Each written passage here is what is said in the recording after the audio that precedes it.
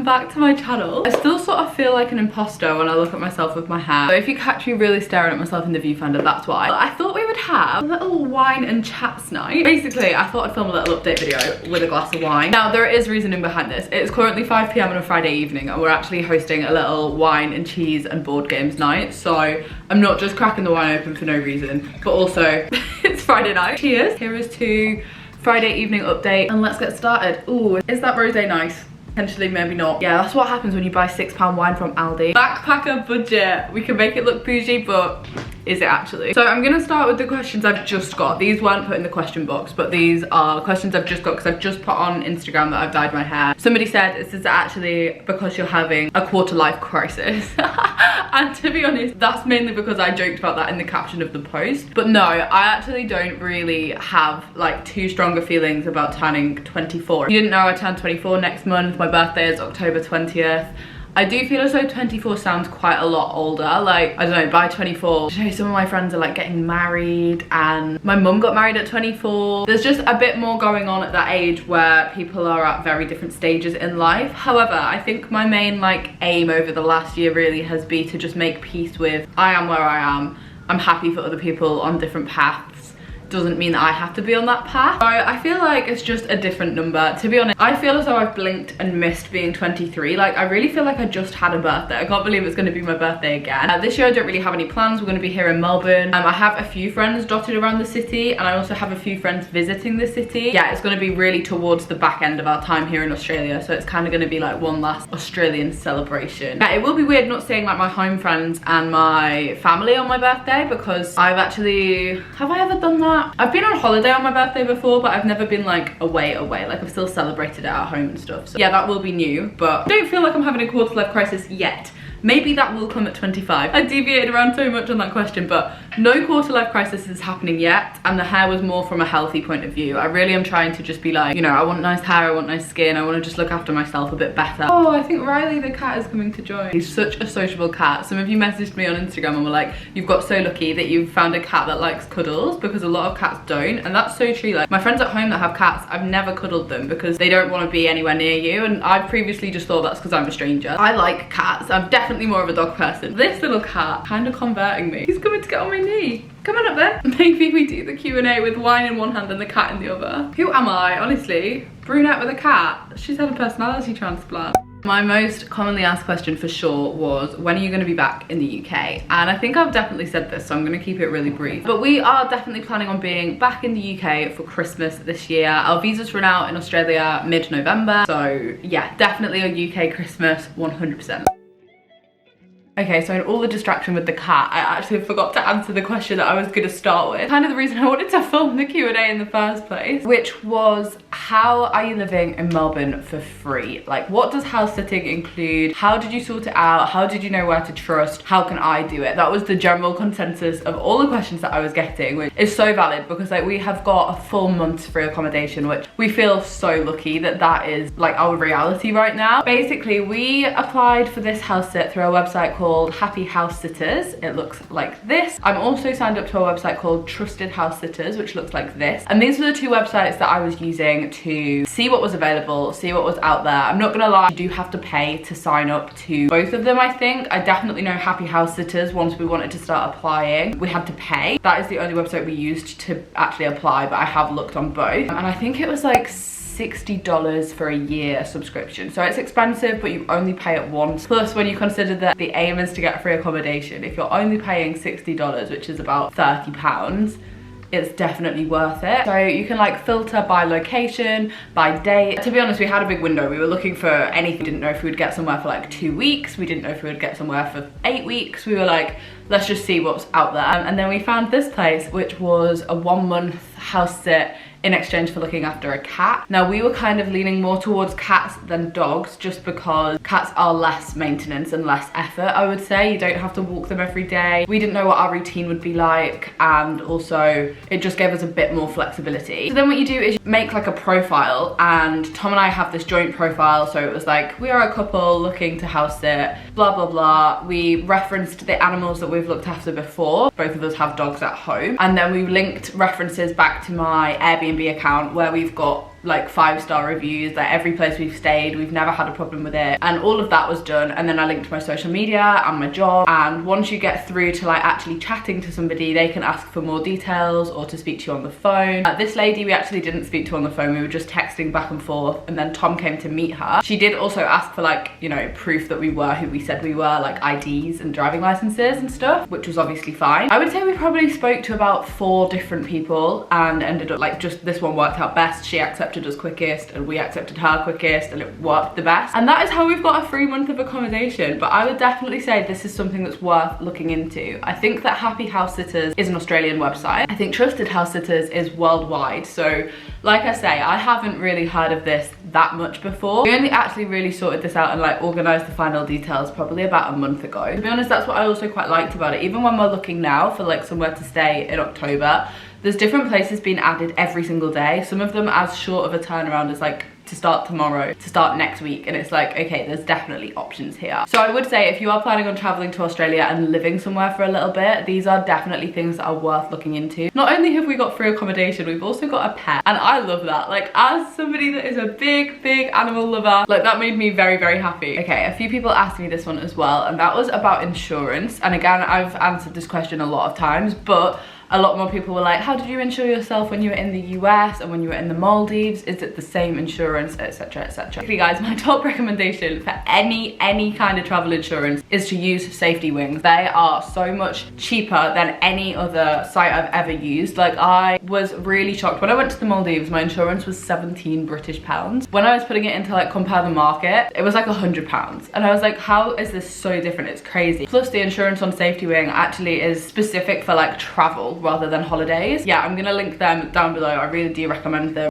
Okay, so there are a few questions about the Maldives, which is so lovely because I really did just have the best time. I've come back from that trip, although I was tired, I feel like so inspired. Somebody said, do you think you'll do the Maldives again with Tom? Yes, I actually do. I don't know whether I will be doing that as like a holiday, but I definitely do think I would do the trip with True Travels again. We've spoken a little bit about that, but obviously everything's very up in the air. There's nothing set in stone. It is definitely a location if you had the budget to be spending a lot more. You could go on honeymoon, you could go on like really nice holiday, you know. Yeah, it's definitely the kind of place you could go for like a really nice all-inclusive like resort style holiday. But right now Tom and I aren't too interested in doing those kind of holidays, so it's definitely a location for maybe later in life, because if I had that much money to spare, I'd rather see more countries. Somebody else said, what was your favorite thing you experienced in the Maldives? Honestly, the group of friends that I made. Like, this sounds so cliche, but I just met the loveliest group of people, and like I say, I felt really creatively inspired and really driven to work. And in this industry, I find it really hard to motivate myself sometimes, especially if I don't really have like a purpose to be working towards. So like, I'm just making content because I'm putting videos out.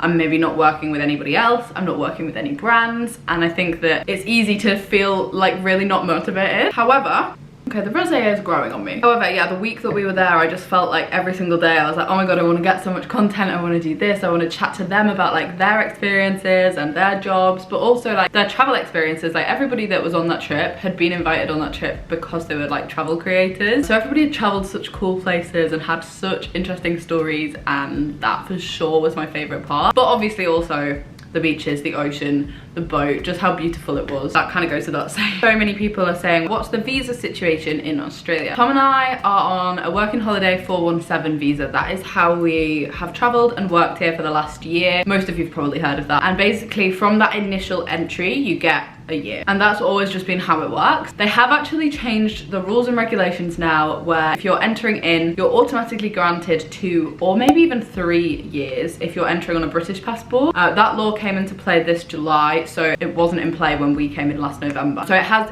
been updated and it has changed, and from next July we could re-enter on a 2nd year visa without having done the regional work, but not until July. So there would be a gap between November and next July where we couldn't re-enter Australia with like working rights. We could on a tourist visa, I think. But personally, I think Tom and I not done with Australia, because I definitely think we'll be back. We've set up a bit of a base here. We've now got friends here, and I know for sure that we'll be in this country again, but I don't think that we will live in this country country again, just because there's so much of the world that I want to see still. What is a real benefit is we have the option to if we wanted to. So from next July, so July 2024, we could re-enter into Australia and work and live here again without having done any farm work. So it's just really nice to have the flexibility and to have the option, because it means if we change our mind like 5 years down the line and we go, oh actually I want to uproot and move back to Australia, we have the option to. But yeah, that answers the farm work question. I get this every time. I've definitely answered it before, but no, we definitely aren't doing regional work. When you do come back to the UK, what is your plan? That is a big question.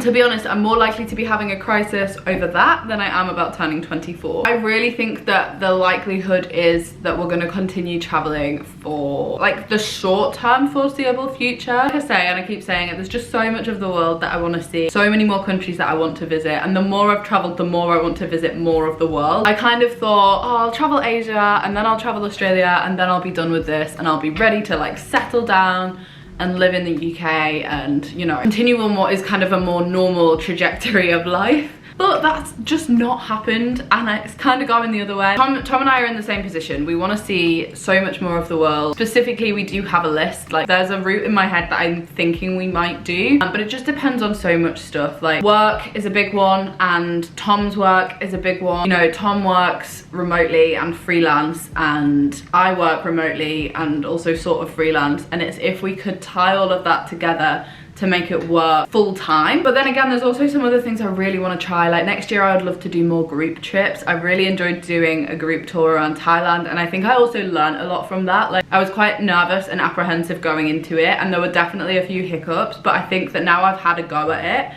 I would know how to handle another tour. So I really think that that's something Tom and I are going to look at doing next year. If you are interested, by the way, do let me know. Like, I want to hear from you guys. I want your feedback. I've been putting some feelers out on Instagram, and I'm pretty sure that there's definitely one group tour that's going to be happening. I kind of want to do a few more because I think it's such a nice way to meet people, to travel, and I love a group tour. Like, we've done loads of group trips and they're always like such fond memories. That's an avenue that I've not really thought about looking into more until this year. So that's definitely something that we're both kind of thinking about. The plan is to come back to the UK and to be based there for a little bit, but we'll likely be coming and going a lot. So I don't think we'll be moving abroad, but we'll be more using the UK as a base, just because it's better connected. Everything in the UK is a lot closer. You've got Europe right there. To be honest, you've even got the US like super close by comparison, because here in Australia everything else is very far away. Even if you want to go to Southeast Asia, which is like the next continent, it's still like a 10-hour flight. We're a long way from everything. And in terms of doing like group tours and group trips and like shorter trips, something like that, everything is far from here. That's a rough look at next year, but to be honest, we don't even know. Like, people keep asking me and I'm like, I don't know. I also think that there's definitely elements of this job that I miss, that I can do better from home. Like, I can work with brands better, I can be in London, I can be doing more of the face-to-face like events and in-person things, and I miss that because that feels like more of a job than just sitting at my laptop myself. So bouncing back and forth from the UK gives me a bit of flexibility with that. It has just started to rain very heavily, which brings me on to the next question. How is Melbourne? Melbourne is great. It's cold right now. It's not like super chilly. It's the end of their winter. Next week's going to be 24, so you really can't complain. And even though Melbourne is such a cold part of Australia, it's still warmer than a UK winter. My optimum temperature is like 30. If it could just be 30 every single day, I would be so happy with that. Like, I'm such a warm person. I want it to be warm all the time. I'm not a cold person at all, which is why I also think I might struggle when I'm back home. A lot of people ask this, and I realized I didn't clear it up, but so many people said, why was your trip to the Maldives solo? Where was Tom? How come Tom wasn't there? I even got a few people asking if we'd broken up. I'm gonna presume by now you've seen him in the vlog. I was invited to go to the Maldives with True Travels, and the whole kind of planning behind the trip was that they'd invited a group of creators to specifically be shooting content. So the tour that we were doing, the like Maldives Sail Week, is new. They've just launched it on their website. They'd asked us to go and like shoot some content and to like, you know, take some promo photos and like kind of trial the tour before it really went live. Yeah, I was invited along with the other creators, and that was just kind of the reasoning, to be honest. This is a really good question. Working whilst traveling, have you managed to build your savings, spend your savings, or about broke even? I would say this is a tricky one. Probably slightly dipped into my savings more than I wanted to, but not by much. I think that Tom and I have been in like a fairly lucky position where we've been working the whole time. And while I came out to Australia with like a savings pot that I had been like, this is for Australia, and I spent 2 years kind of saving up during the pandemic to travel. Like I was so set on traveling all throughout the pandemic that I had managed to save like a fair amount of money to go traveling. And obviously we traveled in Asia last year and definitely dipped into that, but it's a lot cheaper to travel in Asia. And again, we were kind of working remotely the whole time. Australia's more expensive, but I would say the thing that's really made me dip into my savings more so was probably our trip to the US. Like flying to the US and going to see Taylor Swift was an unexpected addition to the year. Like when we set out on this journey, that was not part of the plan. I would say that's probably the only thing where we've not really broke even from it, but isn't that what savings are for? There was nowhere that when she announced a tour I wasn't gonna go, so that was kind of the point. But yeah, I do know that we are in a very lucky and also very privileged position to be able to work remotely. And that's something that we've been building up throughout our whole relationship, really. Like we've both always dabbled in like, you know, online working, social media and YouTube, and Tom does freelance graphics and e-commerce and web design and blah, blah, blah. Like all of these things are remote working skills. We haven't dipped into the savings massively. A little. Not massively. Somebody said, do you still love traveling as much as you did at the beginning? Yeah, definitely. Maybe more actually. I think I've learned a lot about myself. I've learned a lot about how to enjoy traveling, which I don't think I knew at the beginning. For example, I think 3 months on the go continuously is about my limit. At about the 3-month mark, I start to get quite burnt out. I really need a rest. I need to just kind of be in one place for a little while to like reset, do some admin, sort my life out, sort all of the little behind the sceney things out, and to sleep and to just not be like packing up a bag and moving on. I can do that for about 3 months and then I start to just not enjoy it as much. And I felt that in Asia, and I felt that again just now. Like we were traveling pretty much continuously from May. We did have a gap in Brisbane, but the gap was like 3 weeks and I was still really busy in those 3 weeks. And I feel like I'd got to the end of my like, I'm kind of a bit done now. Like when I landed in from the Maldives, I had the best week, but I was just so ready to just sit still for a little bit. However, it's now been about 10 days and I'm ready to go again because I'm bored. So I think this is a problem. I think this could be an issue. I've also learned that there's no point in sacrificing some things if it makes the overall experience worse. And again, this is very lucky. Like we're very fortunate that we have the option to do this, but sometimes if you can fly there but it's a little bit more expensive than an overnight bus, I would rather fly. I'm gonna enjoy the experience more. If I don't have to get like 3 million connecting flights to get to a place, I'm probably gonna enjoy the experience more. And I think when we first started traveling, it was like, we will do this as backpackers, like we will not eat out and we will not do this, and that didn't last for very long because I wasn't enjoying the experience as much. And I think if you're taking yourself on this once in a lifetime experience and this once in a lifetime trip, don't then cut it short at the like final hurdle just for the sake of like scrimping and saving. Definitely if it comes down to that, and if you're trying to do it on as much of a budget as possible, of course. But I think sometimes knowing when to compromise, knowing when to book a private room instead of a shared hostel, knowing when to book a flight instead of a bus, those things are quite important. And I think I've learned that as we go. I hope that makes sense. Somebody said, how do you pluck up the confidence to do things or to travel by yourself? And again, I think I've learned a lot about myself this year. I actually really quite enjoy being alone. Like I know that that's a really weird thing to like maybe say, but I enjoy doing things by myself. I feel like I'm quite a lone wolf in that sense. Like I can get things done quicker and more efficiently if I just go alone. Little things like that have never really bothered me. The bigger things like traveling, I definitely was so nervous. Like before I solo traveled the very first time, I was so nervous. Like I was crying, I was getting upset, I was telling myself I couldn't do it, I was panicking, I was thinking of every possible worst case scenario. But I'd already booked the flight. So even despite all of that, I knew in the back of my mind I was gonna go because I'd paid for it. And I was like, right, well, you've already put this money out and the trip was to Australia. I was like, you're doing it.